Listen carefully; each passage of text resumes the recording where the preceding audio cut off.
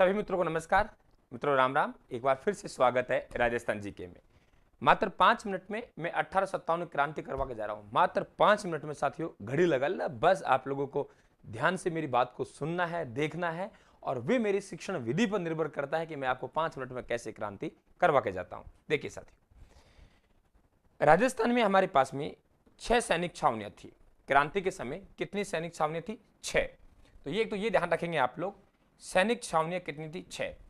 6 सैनिक छावनी आपको मालूम होगा। और वे कौन कौन सी थी? तो वे हमारे पास में दो तो अजमेर में थी, और उसका नाम, एक का नाम नसीराबाद और दूसरे का नाम व्यावर था। ठीक है, एक नसीराबाद थी। कौन सी? नसीराबाद। दूसरी हम लोग बात करें व्यावर, दोनों अजमेर में है। तीसरी हमारी देवली है जो टोंक में थी। चौथी की बात करें खेरवाड़ा, जो कि कहाँ थी? उदयपुर में थी। पांचवी की बात करें हम एरिनपुरा, जो कि पाली में, यानी मारवाड़, एरिनपुरा। ठीक है, और उसके बाद नीमच, जो कि वर्तमान में एमपी में, मध्य प्रदेश में, नीमच। इनमें से अगर बात करें हम लोग, 2 सैनिक छावनियों को हटा दें, कौन कौन सी? एक तो हमारे पास में व्यावर और खेरवाड़ा छावनी ने, दोनों ने क्रांति में प्रत्यक्ष रूप से भाग नहीं लिया। एक तो आपको क्लियर ये पता होना चाहिए। ठीक है, कई बार पूछता है। व्यावर में जो बटालियन तैनात थी वो मेयर बटालियन थी। कौन सी बटालियन? मेयर बटालियन थी। और यदि आप लोग खेरवाड़ा में बात करेंगे तो यहाँ पे मेवाड़ भील कोर यानी भील बटालियन थी। ये बहुत इंपॉर्टेंट क्वेश्चन बनेगा। क्रांति का निर्धारित समय 31 मई था। 31 मई 1857 ये निर्धारित तिथि है। और ये भी आपको मालूम होना चाहिए, कमल का फूल, कौन सा फूल भाई? कमल का फूल और चपाती, कमल का फूल और चपाती, कमल का फूल और चपाती, कमल का फूल और चपाती, कमल का फूल और चपाती, ये इनके क्रांति का प्रतीक चिन्ह है। ये भी पता होना चाहिए।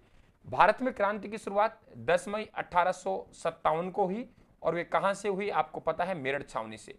और ये दिन मेरे साथियों रविवार का वार था। ये भी आपको पता होना चाहिए।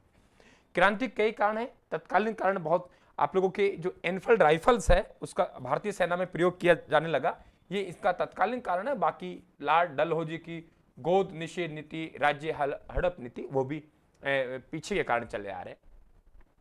हमारे पास उस समय अंग्रेजों का जो गोला बारूद का भंडार था वे अजमेर में था। तो हुआ क्या था कि अजमेर में एक बटालियन तैनात थी और उस बटालियन का नाम था 15वीं बटालियन का तबादला कहां कर दिया? नसीराबाद में। यानी इस बटालियन का तबादला कहां हो गया? नसीराबाद में हो गया।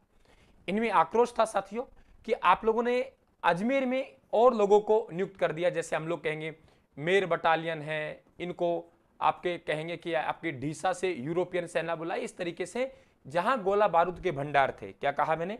मेरी बात को सुनना है भाई आप लोगों को।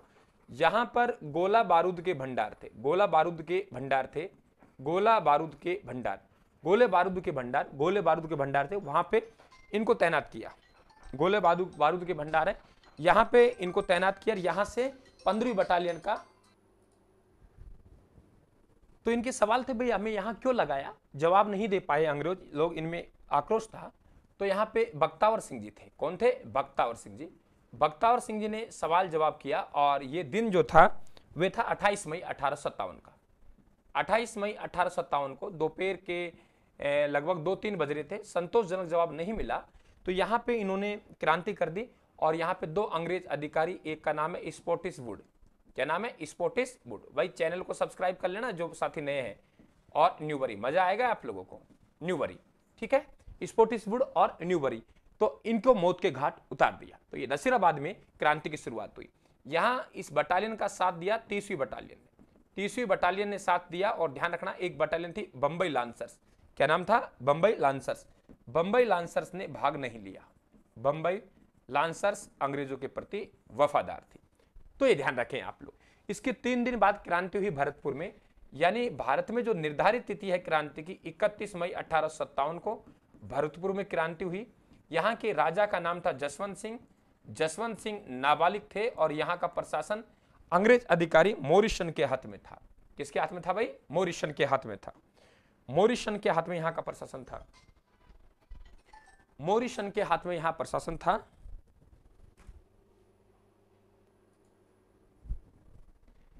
माफी चाहूंगा, बीच में फोन आ गया था।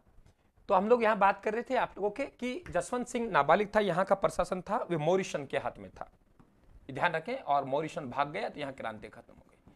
इसके बाद मित्रों 3 दिन बाद जो क्रांति हुई 31 मई 1857 को नीमच में हुई। 31 मई 1857 को नीमच मध्य प्रदेश पड़ता है वर्तमान में। और सबसे बड़ी बात है यहाँ क्रांति मध्य रात्रि को हुई लगभग 11 बजे। ठीक है। मोहम्मद अली और हीरा सिंह वेग, मोहम्मद अली और हीरा सिंह वेग यहाँ नेतृत्व कर रहे हैं। कौन कर रहे हैं भाई? हीरा सिंह वेग यहाँ क्या कर रहे हैं? नेतृत्व कर रहे हैं, मालूम होना चाहिए। यहाँ 3 जून आएगा, माफी चाहूंगा मैं आप लोगों से, 3 जून आएगा।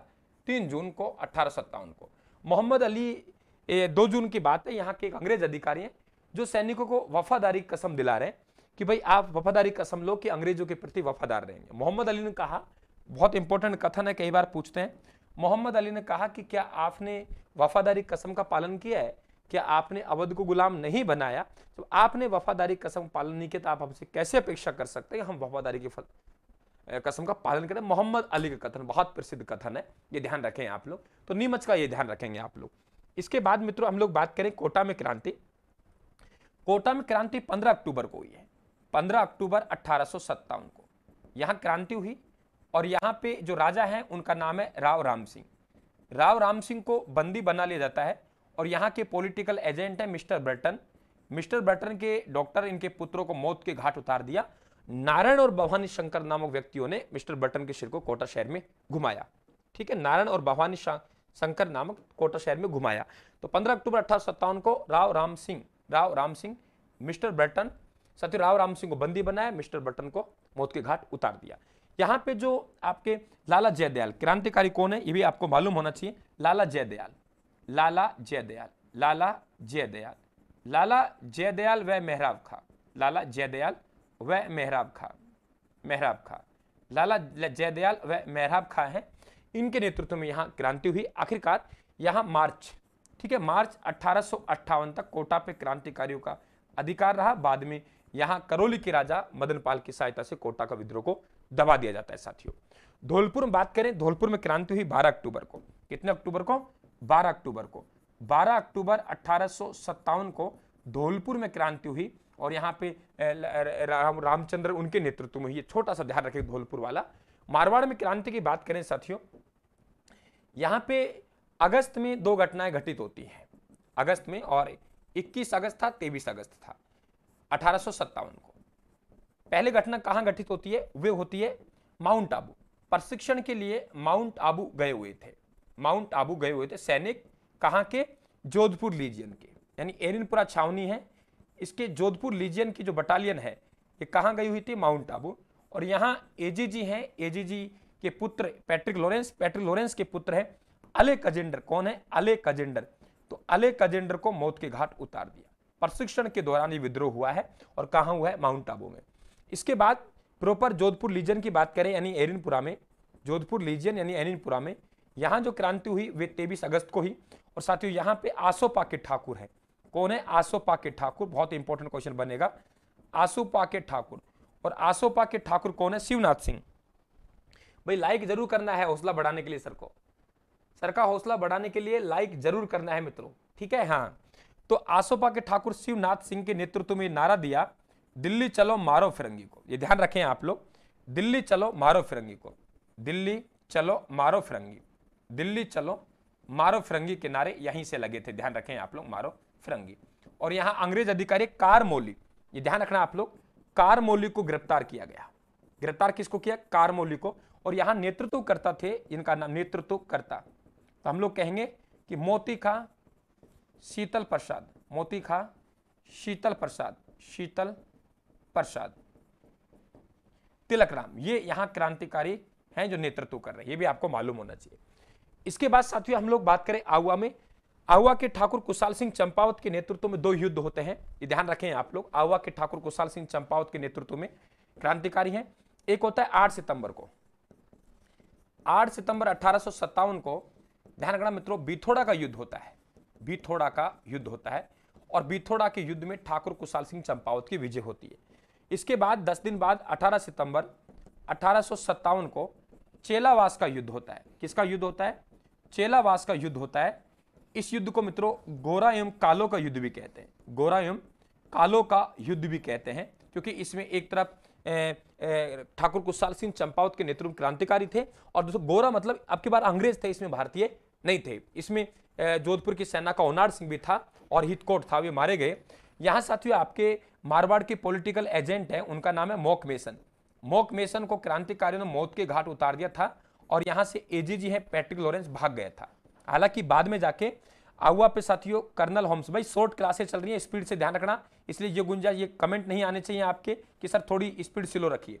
बिल्कुल यही 3-3 4-4 घंटे में मेरी पढ़ाई हुई है, तो वहां पढ़ सकते हैं आप लोग।